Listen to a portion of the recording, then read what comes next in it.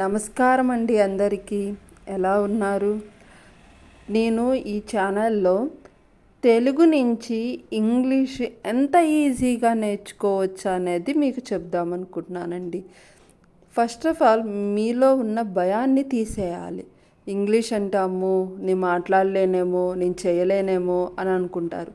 మీరు once English నేర్చుకోవడం start చేస్తే దాని అంత ఈజీ సబ్జెక్ట్ ఇంకోటి ఉంటుందండి. మీరు ఫస్ట్ ఆఫ్ ఆల్ మీలో ఉన్న భయాన్ని తీసేయండి.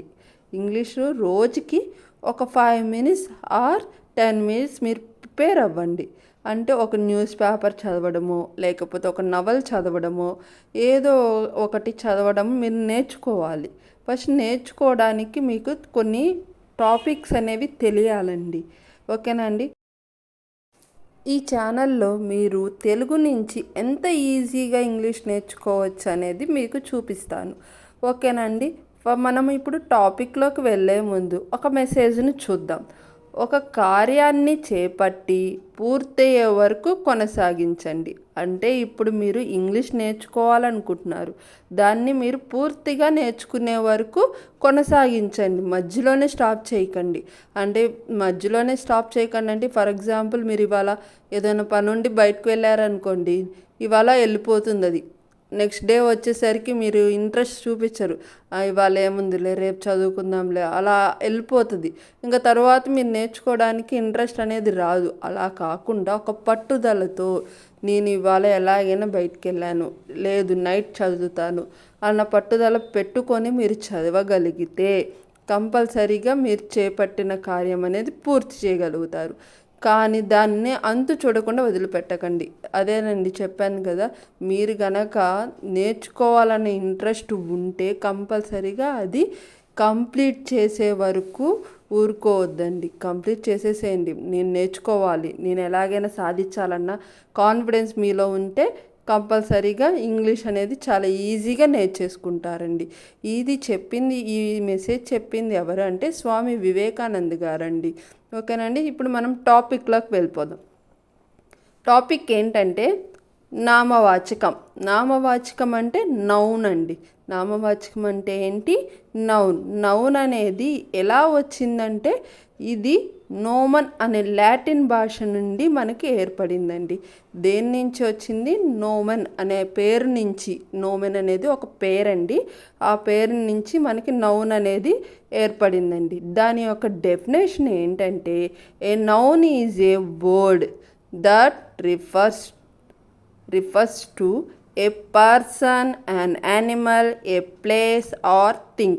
అంటే వ్యక్తులు, జంతువులు, స్థలము, వస్తువు మొదలైన వాటి పేర్లను తెలిపే పదములను నౌన్ అని అంటారండి. ఏమేమి తెలుపుతుందంటే నౌన్ అనేది వస్తువుల్ని, వ్యక్తులను, జంతువులను, స్థలములండి. ఓకేనా? వీటన్నిటి గురించి తెలిపే దాన్ని నౌన్ అని అంటారండి. అర్థమైందా అండి? నౌన్ అనేది ఎక్కడి నుంచి వచ్చింది? మనకి లాటిన్ భాష నుంచి వచ్చిందండి. ఓకేనా? నౌన్కి ఎగ్జాంపుల్స్ ఉంటాయి కదండి, ఆ ఎగ్జాంపుల్స్ ఏంటనేవి చూద్దామండి. నౌన్ అంటే ఏమని చెప్పాను? నామవాచకం. నౌన్లో యూజ్ చేసేవి ఏంటి? వ్యక్తుల పేర్లు, జంతువుల పేర్లు, స్థలము, అలానే వస్తువుల పేర్లు అండి. First of all person. వ్యక్తులంటే ఏంటి? పర్సన్.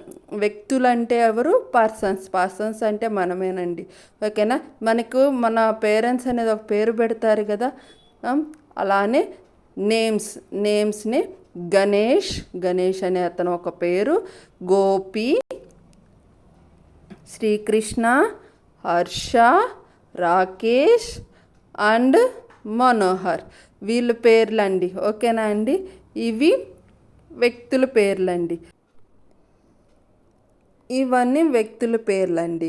నెక్స్ట్ ఏముంది మనకి? జంతువుల జంతువుల యొక్క నేమ్స్ ఉంటాయి కదా, cow, parrot, rat, lion, donkey, dog, monkey, ఇలా జంతువులు ఉంటాయి కదా, వాటి పేర్లను కూడా తెలిపేది నౌన్ అండి. స్థలము అంటే తిరుమల, షిరిడి, ఇంకా మీకు ఇష్టమైన ప్లేసెస్ ఉంటాయి కదా, వాటన్నిటి ప్లేస్ను కూడా తెలుపుతుంది నౌన్ అండి. ఓకేనా? ఇవన్నీ మనకి దేని కిందకు వస్తాయి? నౌన్ కిందకు వస్తాయండి. అలానే నెక్స్ట్ వస్తువులు ఉంటాయండి. వస్తువుల పేర్లు కూడా మనకి నౌన్ కిందకే వస్తాయి. వస్తువులు అంటే ఏంటి? Book, pen, chair, table, bag, match box, ఇంకా టీవీ, బెడ్, ఇవన్నీ కూడా దేని కిందకు వస్తాయండి? వస్తువుల కిందకు వస్తాయి. వస్తువులు అంటే కదిలేవి, కదలనివి అన్నీ వస్తువుల కిందకే వస్తాయండి. ఓకేనండి. వీటన్నిటిని కలిపి మనము ఎక్కడ యూస్ చేస్తామంట? నౌన్లో యూస్ చేస్తామండి. అర్థమైందా అండి నౌన్ అంటే ఏంటి? నౌన్ అంటే ఏంటి? మనము వస్తువుల పేర్లు, జంతువుల పేర్లు, స్థలము, వ్యక్తుల పేర్లను తెలిపేదాన్ని నౌన్ అంటామండి.